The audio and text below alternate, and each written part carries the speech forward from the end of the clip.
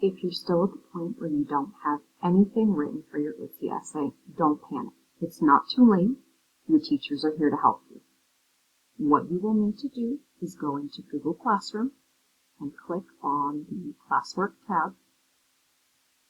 The very first assignment that you should have there for you is called Otzi Informational Essay Support.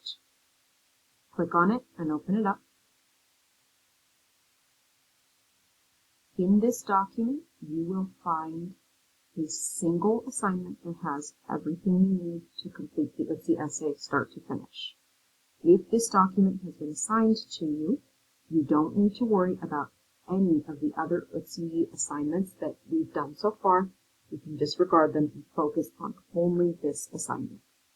If you don't see this assignment in your workspace, please send your teacher a message so that she can assign it to you. The first step when you open up this document is to click on the very first line where it says click here for an overview. You click that. It will take you to a general overview of what's in the document and how to use it. If this doesn't make sense or you need some help, please let your teacher know.